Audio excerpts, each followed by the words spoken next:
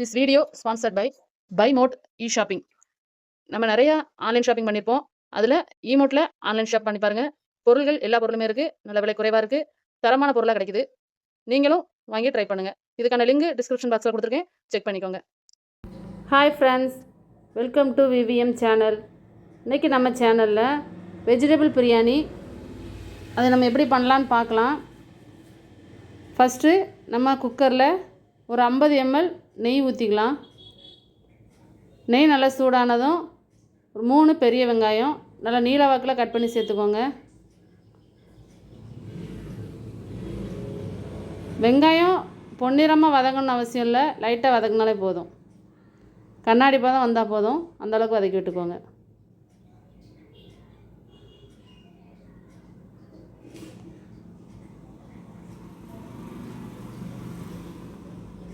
வெங்காயம் ஓரளவு வதங்கிருச்சு. 2 பச்சை மிளகா நேர்வாக்கில் கீறிட்டு சேர்த்துக்கோங்க.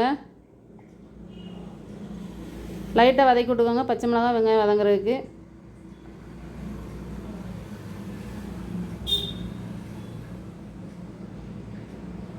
இப்போ இஞ்சி பூண்டு நான் அரைச்சி ஊற்றியிருக்கேன். நீங்கள் பேஸ்ட்டாக சேர்க்கணுன்னா 2 ஸ்பூன் சேர்த்துக்கலாம்.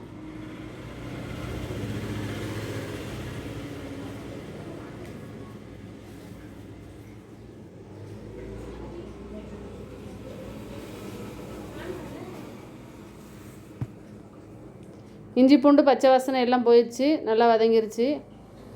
இப்போ நம்ம இது கூட 3 தக்காளி சேர்த்து எல்லாமே நல்லா லைட்டாக வதக்கி விட்டுக்கலாம். நல்லா வதங்கணும்னு அவசியம் இல்லை, லைட்டாக ஒரு வதக்கு மட்டும் வதக்கி விட்டுக்கிடுவோம். ஏன்னா நம்ம வேக வைக்கிறனால எல்லாம் சேர்ந்து வந்துடும், அதனால் லைட்டாக வதக்கிக்கலாம். இஞ்சி பூண்டு லைட்டாக அடி பிடிக்கும், அப்பப்போ நல்லா கிளறி விட்டுக்கோங்க.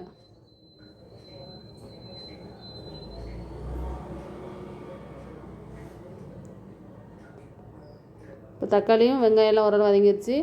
ஒரு கைப்பிடி கொத்தமல்லி புதினா சேர்த்துக்கலாம். சேர்த்து அதையும் நல்லா வதக்கி விட்டுக்கோங்க.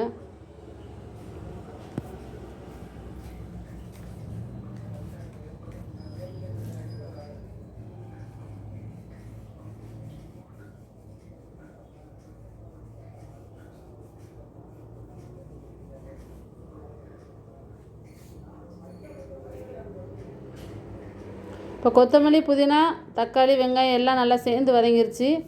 இப்போ நம்ம இதோட காய்கறி சேர்த்துக்கலாம். ஒரு 2 ஸ்பூன் தயிர் சேர்த்து வதக்கி விட்டுட்டு வெட்டி வச்சுருக்க காய்கறி அதோட சேர்த்துக்கலாம்.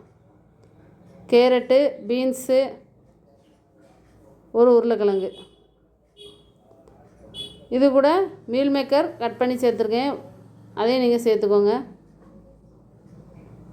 சேர்த்து நல்லா வதக்கி விட்டுக்கலாம். மீல் மேக்கர் நல்லா வெந்நியில் போட்டு ஊற வச்சு அதை கட் பண்ணி சேர்த்துக்கலாம்.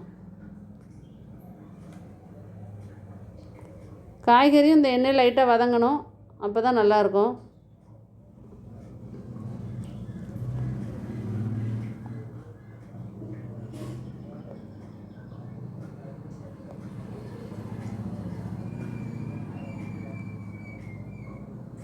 இப்போ இதை லைட்டாக கிண்டி விட்டுக்கிடுவோம். இப்போ இதுக்கு நம்ம மசாலா சேர்க்கணும். அதுக்கு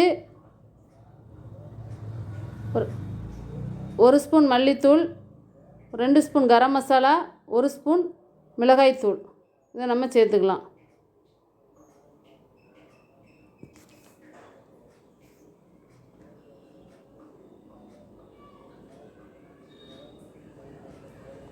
சேர்த்து மசாலாவோட பச்சை வாசனை எல்லாம் நல்லா போயிடுச்சு.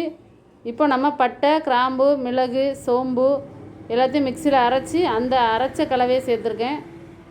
இப்படி சேர்க்கும்போது பிரியாணி நல்லா மணமாக இருக்கும். நம்ம போட்டு தாளிக்கிறத விட இப்படி சேர்க்குறது நல்லாயிருக்கும். இப்போ நான் 2 கிளாஸ் அரிசி எடுத்து கழுவி வச்சுருக்கேன். அதுக்கு 4 கிளாஸ் தண்ணி சேர்த்துக்கலாம். 2 கிளாஸ் அரிசிக்கு 4 கிளாஸ் தண்ணி கரெக்டாக இருக்கும். நான் பாஸ்மதி அரிசி எடுத்திருக்கேன்.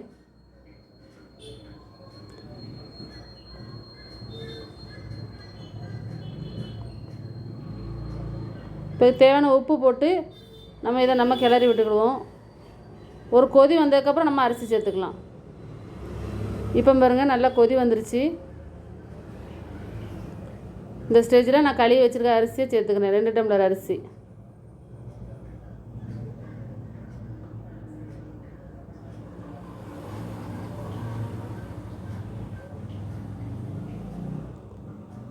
ரொம்ப அரிசி உடைஞ்சிடக்கூடாது, மெதுவாக கிளறி விடுங்க. இப்போ மூடி போட்டு 2 விசில் வர வச்சு நம்ம வேக வச்சு எடுத்துக்கலாம். இப்போ பாருங்கள் நல்லா வெந்துருச்சு. பிரியாணி நல்லா உதிரி உதிரியாக வந்திருக்கு. உங்களுக்கு இந்த வீடியோ பிடிச்சிருந்துன்னா விவிஎம் சேனலுக்கு சப்ஸ்கிரைப் பண்ணிக்கோங்க. Thank you friends.